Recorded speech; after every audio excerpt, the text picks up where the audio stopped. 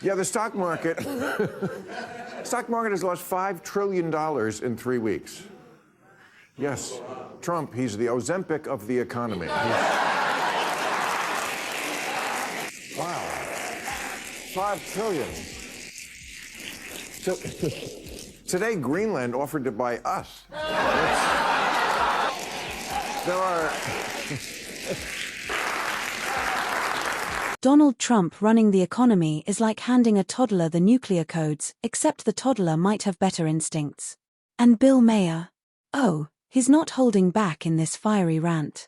Maher rips into Trump's so-called business genius, exposing how the economy took a nosedive the second he grabbed the wheel. From ridiculous policy flip-flops to billionaire bootlicking, Maher's got receipts, and trust me, they're brutal. Did Trump really think bankrupting casinos was just a warm-up act for tanking America? Stay tuned, because Maher's jokes hit harder than inflation under Trump's leadership. You won't believe what he says next. One thing we've known about Trump for quite a while is that in the world, the countries that we traditionally liked, like England and France, those kind of places, he doesn't really like. And the people that we traditionally didn't like Saudi Arabia and Russia, he likes. For example, there's I'm sticking with the Union, the former Soviet Union.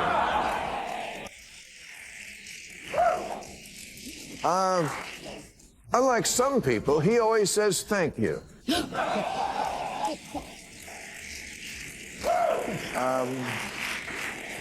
Europe, your ancestors left for a reason. There's one thing Donald Trump loves more than slapping his name on cheap steaks, shady universities, and gold-plated toilet seats, it's pretending he knows how the economy works.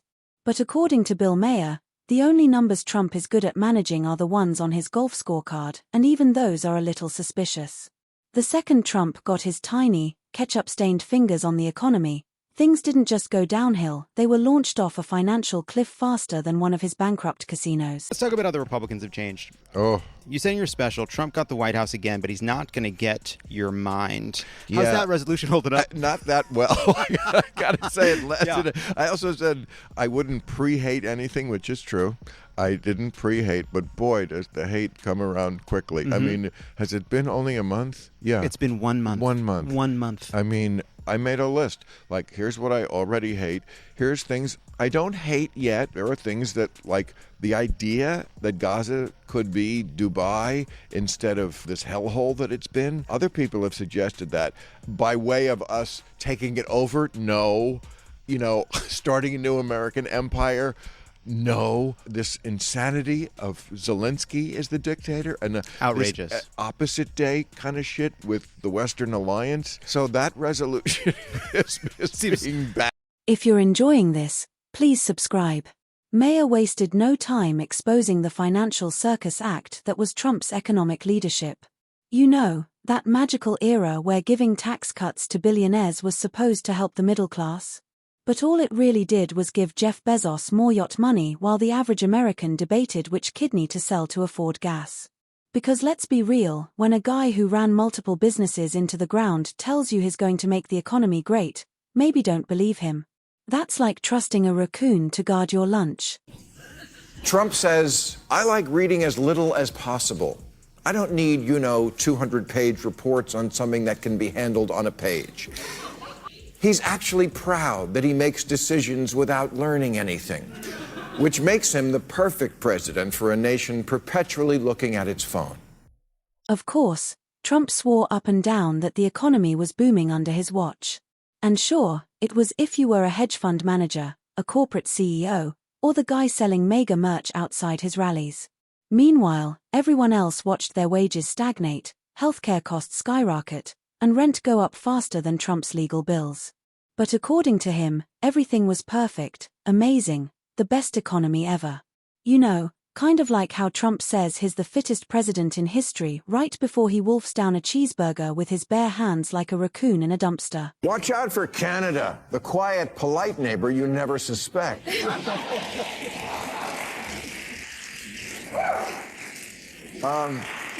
I want you to cut dictators some slack. Maher ripped into the absurdity of Trump's economic policies, highlighting how the so-called business genius ran the country the same way he ran his casinos, straight into the ground, with a big fat bankruptcy at the end. The man lost money running a casino. A casino. That's like failing a breathalyzer test at an oxygen bar. It takes a special kind of talent to turn a business model designed to print money into a financial disaster. And somehow, he took that same level of brilliance and applied it to America's economy. The results? A national debt explosion, rising costs of living, and enough economic uncertainty to make a stockbroker break down in tears. Let's talk about those famous tax cuts. Oh, Trump promised they'd be a game changer for the middle class. Spoiler alert, they weren't. Because in Trump's world, middle class means anyone who owns at least one private jet. He handed out tax breaks to the ultra-rich like they were loyalty points at a failing casino, while the average American got just enough of a break to buy a second helping of ramen noodles. But don't worry, according to Trump, that money was going to trickle down eventually, right?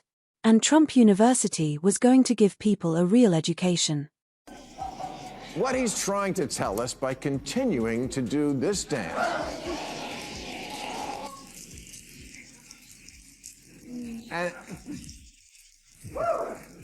And now, making YMCA his anthem. In reality, corporations used their tax windfalls for stock buybacks, not higher wages. Meanwhile, regular folks saw their tax refunds shrink like a cheap t-shirt in the wash. But hey, Trump made sure billionaires could keep dodging taxes with loopholes big enough to drive a gold-plated limo through. And let's not forget those cuts weren't permanent for the middle class. By 2027, they'll be paying more while the ultra-rich keep raking it in. Classic Trump, sell the fantasy, cash in on the reality, and leave the mess for someone else to clean up. Bill Maher had an absolute field day pointing out Trump's obsession with the stock market. In Trump's mind, if the Dow Jones was up, the economy was perfect.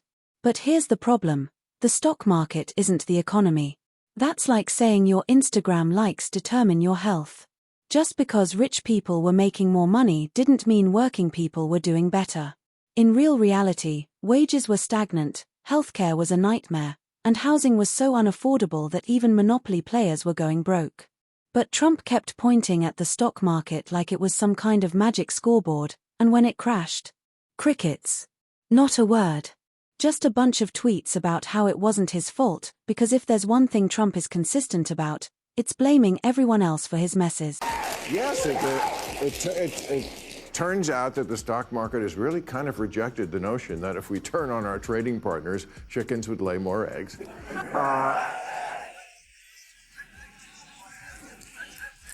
Yeah, I mean, when Biden was president, it was everything about the eggs, the price of eggs. We got to lower the price of eggs. And now Trump retweeted somebody last week who said, shut up about the eggs. And then there's the trade war. Oh boy. Nothing like watching Trump try to negotiate international trade agreements like a guy haggling over bootleg DVDs in a parking lot. Maher had no problem reminding everyone that Trump's big idea to fix trade involved slapping tariffs on everything that moved, without a single clue about how tariffs actually work. Because here's the thing: when you tax imports, American businesses and consumers pay the price. It's like setting your own house on fire and calling it an innovative heating strategy. But Trump sold it as a win, and his supporters cheered. Meanwhile, farmers were losing their livelihoods, businesses were struggling, and anyone who tried to explain basic economics to Trump got that signature vacant stare like a goldfish trying to do calculus. Of course, it wouldn't be a Trump economic discussion without mentioning his favorite topic, himself. According to Trump, no one had ever done a better job running the economy. Not Obama. Not FDR. Not even Alexander Hamilton, who literally invented America's financial system. Just Trump, the guy who couldn't make a profit selling vodka to Americans. The guy who bankrupted an airline. The guy who lost money running a casino. Again, a business where the house is supposed to win. But sure, he was the financial genius of the century. And Americans are like, but we need eggs. What else are we going to throw at the Teslas? But you know what? $5 trillion in 3 weeks, and we have only ourselves to blame. Trump said this would happen if we re-elected Biden. No, wait, that didn't happen. No, this is happening because Trump wants to bring back manufacturing, and to get the ball rolling, he is manufacturing a recession. Now fast forward to the aftermath of Trump's reign, and what do we have? A wrecked economy, skyrocketing national debt, and enough financial disasters to keep late-night comedians employed for the next decade. The supposed business genius who ran on his ability to make America rich again left office with record deficits, a gutted middle class, and a tax cut that benefited the ultra-wealthy while leaving the rest of the country scrambling to keep up with inflation. Bill Maher summed it up best. Trump treated America's economy like his own personal plaything, a toy to be broken and discarded while he moved on to the next con. His presidency was essentially a real-life version of one of his many failed business ventures: make big flashy promises, ignore all the warning signs, and then when everything collapses, blame someone else and walk away. Except this time, instead of bankrupt casinos and fraudulent universities, the victims were everyday Americans. What is he trying to tell us? And I'm not saying Donald Trump is secretly gay. It doesn't look like much of a secret. No. Okay.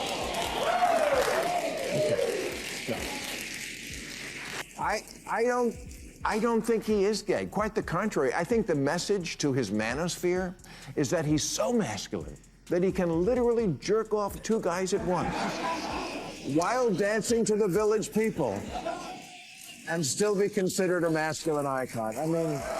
And the best part? He still insists he's the guy to fix everything that he broke. That's like an arsonist asking to be the fire chief. He's out here peddling the same tired rhetoric, claiming that only he can restore prosperity, conveniently forgetting that the last time he was in charge, he ran the economy into the ground. It's the ultimate grift: break it, sell the illusion that only you can repair it, and then when it inevitably collapses again, just rewrite history and convince your followers that it was someone else's fault. Meanwhile, his cult-like base eats it up, convinced that the man who gave billionaires massive tax breaks while their wages stagnated is somehow their savior. It's a masterclass in political gaslighting. The economy is in shambles, and Trump's solution? More of the same reckless policies that led to this mess in the first place. But hey, who needs facts when you've got a never-ending supply of slogans and scapegoats? He plays "Let's Spin the Big Tariff Wheel." Woo! Round and around she goes. Where she stops, nobody knows. And every day, Trump puts these amazingly large tariffs on other countries, and when the countries respond with their tariffs, he acts shocked at their disrespect. How dare you do to me what I just did to you? So here we are, watching Donald Trump strut around like some kind of economic messiah, taking credit for every good thing that ever happened while conveniently ignoring the financial disasters tied directly to his decisions. He's out there rallying his base, promising a golden age of prosperity again. Like the first time wasn't riddled with record deficits, corporate tax giveaways, and a trade war that did more harm than good. And let's not forget, while he brags about a supposedly booming economy, he conveniently leaves out the part where his reckless policies set the stage for disaster. Enter Bill Maher, armed with nothing but facts, sharp wit, and an utter lack of patience for nonsense. Maher has made a career out of exposing hypocrisy, and Trump's economic fairy tales are like a never-ending comedy special written just for him. Maher sees through the bluster and the gaslighting and isn't afraid to point out the obvious. Trump's economic legacy isn't one of strength, but of smoke and mirrors. He reminds us of the ballooning national debt, the tax cuts that primarily benefited the wealthy, and the disastrous trade policies that hurt more American farmers and businesses than they helped. The mind? Yeah.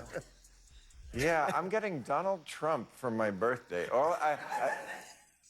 I keep saying, God, why? And then I go, oh yeah, that's right. That's right.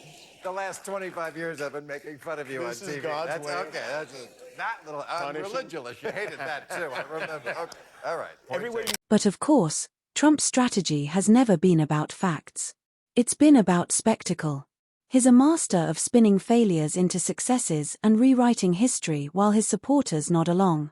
It's all part of the show. And Maher?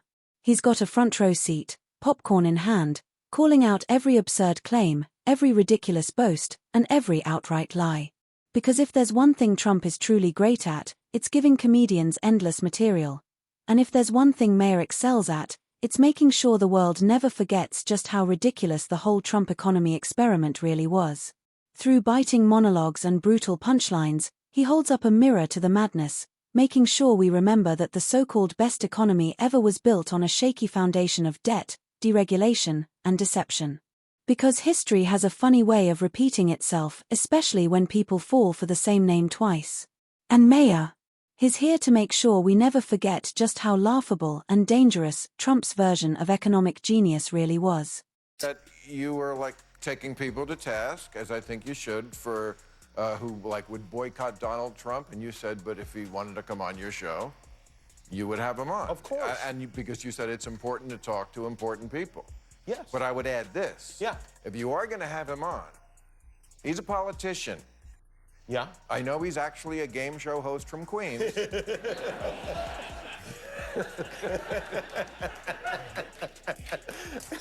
But now he's the President of the United States. So if you're going to have him on, this is everybody, hold his feet to the fire. You mean literally? Oh, if you could. Would that... But of course, Trump's strategy has never been about facts. It's been about spectacle. He's a master of spinning failures into successes and rewriting history while his supporters nod along. It's all part of the show. And Maher, he's got a front row seat, popcorn in hand, calling out every absurd claim, every ridiculous boast, and every outright lie. Because if there's one thing Trump is truly great at, it's giving comedians endless material. And if there's one thing Maher excels at, it's making sure the world never forgets just how ridiculous the whole Trump economy experiment really was. Through biting monologues and brutal punchlines, he holds up a mirror to the madness, making sure we remember that the so-called best economy ever was built on a shaky foundation of debt, deregulation, and deception. Because history has a funny way of repeating itself, especially when people fall for the same name twice. And Maher, he's here to make sure we never forget just how laughable and dangerous Trump's version of economic genius really was.